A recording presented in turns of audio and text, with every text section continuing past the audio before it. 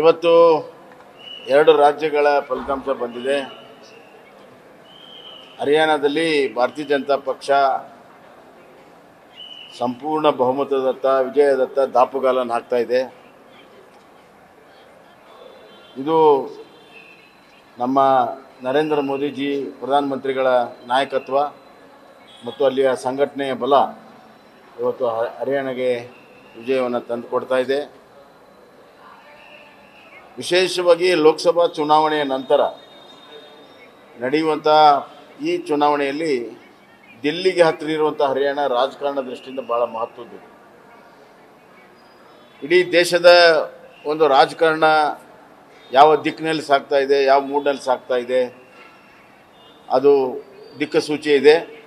ಮತ್ತು ಕಾಂಗ್ರೆಸ್ಸಿನ ಜಾತಿ ರಾಜಕಾರಣವನ್ನು ಇವತ್ತು ಹರಿಯಾಣದ ಜನ ತಿರಸ್ಕರಿಸಿದ್ದಾರೆ. ಅವರು ಏನೆಲ್ಲವನ್ನೂ ಕೂಡ ಪ್ರಯತ್ನ ಮಾಡಿದರು. ಭಾರತೀಯ ಜನತಾ ಪಕ್ಷವನ್ನು ಸಂವಿಧಾನ ವಿರೋಧಿ ಅಂತ ಬಿಂಬಿಸೋ ಪ್ರಯತ್ನ ಮಾಡಿದರು, ಜಾತಿ ರಾಜಕಾರಣ ಮಾಡಿದರು. ಅವೆಲ್ಲವನ್ನೂ ಕೂಡ ಜನ ತಿರಸ್ಕಾರ ಮಾಡ್ತಾ ಇದ್ದಾರೆ. ಹೀಗಾಗಿ ಮತ್ತೊಮ್ಮೆ ಸಬ್ಕೆ ಸಾಥ್ ಸಬ್ಕಾ ವಿಕಾಸ್ ಮತ್ತು ಶ್ರೇಷ್ಠ ಭಾರತ್ ಅಮೃತಕಾಲ್ ಈ ವಿಚಾರಕ್ಕೆ ಜನ ಬೆಂಬಲ ಕೊಟ್ಟಿದ್ದಾರೆ. ನರೇಂದ್ರ ಮೋದಿ ನಾಯಕತ್ವಕ್ಕೆ ಬೆಂಬಲ ಕೊಟ್ಟಿದ್ದಾರೆ. ಮಹಾರಾಷ್ಟ್ರದಲ್ಲೂ ಕೂಡ ಇದೇ ಥರದ ಫಲಿತಾಂಶ ಬರುವಂಥ ವಿಶ್ವಾಸ ನನಗೆ. ಜಮ್ಮು ಕಾಶ್ಮೀರದಲ್ಲಿ ಒಂದು ರೀತಿಯಲ್ಲಿ ಅದು ಸ್ವಲ್ಪ ಸಾಮಾಜಿಕವಾಗಿ ಭಾಳ ಸೆನ್ಸಿಟಿವ್ ಇರುವಂಥ ಒಂದು ಜಿಲ್ಲೆ, ಇದು ರಾಜ್ಯ.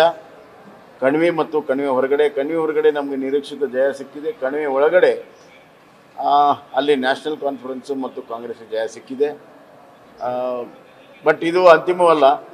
ಜಮ್ಮು ಕಾಶ್ಮೀರದಲ್ಲಿ ಇನ್ನೂ ರಾಜಕಾರಣ ಇದೆ. ಬರುವಂಥ ದಿನಗಳಲ್ಲಿ ಅದು ಸ್ಪಷ್ಟ ಚಿತ್ರ ಬರ್ತದೆ.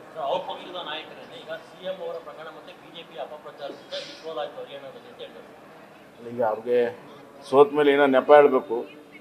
ಸೋಲನ್ನು ಒಂದು ರೀತಿಯಲ್ಲಿ ಗಂಭೀರವಾಗಿ ಗೌರವಯುತವಾಗಿ ಒಪ್ಕೊಂಡ್ರೆ ಅವ್ರಿಗೆ ಶೋಭೆ ತರ್ತದೆ.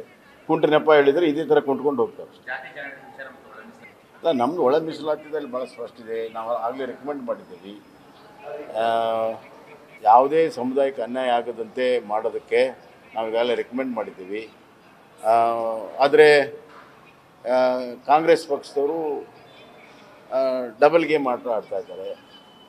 ಒಳ ಮೀಸಲಾತಿಯಲ್ಲಿ ಸಂವಿಧಾನ ತಿದ್ದುಪಡಿ ಈಗ ಸುಪ್ರೀಂ ಕೋರ್ಟ್ ಆದೇಶ ಬಂದ ಮೇಲೆ ನಾವು ಚರ್ಚೆ ಮಾಡ್ತೀವಿ, ಅದು ಮಾಡ್ತೀವಿ ಅಂತ ಕುಂಟು ನೆಪಗಳನ್ನು ಹೇಳ್ತಾರೆ. ಅವ್ರಿಗೆ ದಲಿತರಾಗಲಿ ಹಿಂದುಳಿದ ವರ್ಗದವರ ಬಗ್ಗೆ ಆಗಲಿ ಯಾವುದೇ ರೀತಿಯ ಪ್ರಾಮಾಣಿಕವಾದಂಥ ಕಳಕಳಿ ಕಾಣ್ತಾ ಇಲ್ಲ. ಜಾತಿ ಗಣತಿಯಲ್ಲೂ ಅಷ್ಟೇ. ಕಾಂತರಾಜ್ ಸಮಿತಿಯನ್ನು ಅವ್ರ ಕಾಲದಲ್ಲೇ, ಇವತ್ತು ಮುಖ್ಯಮಂತ್ರಿ ಸ್ಟೇಟ್ಮೆಂಟ್ ನೋಡಿದೆ, ಯಡಿಯೂರಪ್ಪ ಬೊಮ್ಮಾಯಿ ಒಪ್ಕೊಳ್ಳಿಲ್ಲ. ಕಾಂತರಾಜ್ ಕಮಿಟಿ ಅವರಿದ್ದಾಗಲೇ ಕೊಟ್ಟಿರುವಂಥದ್ದು 2017ರಲ್ಲಿ. ಹಿಂದುಳಿದ ವರ್ಗದ ಚಾಂಪಿಯನ್ ಅಂತ ಕರೆಸ್ಕೊಳ್ಳೋವರು ಅವತ್ತು ಯಾಕೆ ಒಪ್ಕೊಳ್ಳಿಲ್ಲ? ಅದನ್ನು ಯಾಕೆ ಒಪ್ಕೊಳ್ಳಿಲ್ಲ?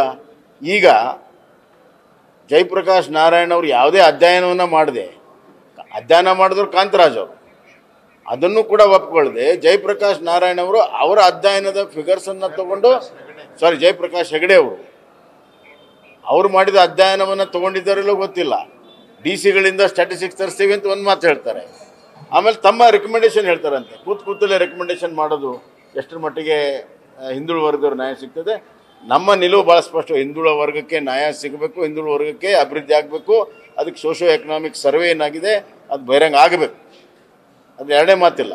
ಆದರೆ ಅದು ವೈಜ್ಞಾನಿಕವಾಗಿ ಆಗಿರಬೇಕು, ಸರಿಯಾಗಿ ಆಗಿರಬೇಕು, ಗೊಂದಲದ ಗೂಡಾಗಬಾರ್ದು. ನಾಳೆ ಸಮಾಜದಲ್ಲಿ ಗೊಂದಲ ಉಂಟು ಮಾಡಬಾರ್ದು. ಇವರು ತಮ್ಮ ಮೇಲಿನ ಹಗರಣವನ್ನು ಡೈವರ್ಟ್ ಮಾಡೋ ಸಲುವಾಗಿ ಈ ಥರ ಉಪಯೋಗ ಮಾಡಿಕೊಳ್ಳುವಂಥದ್ದು ಎಷ್ಟರ ಮಟ್ಟಿಗೆ ಸರಿ ಅನ್ನುವಂಥದ್ದು ಇವರು ಜನ ಪ್ರಶ್ನೆ ಮಾಡ್ತಾರೆ.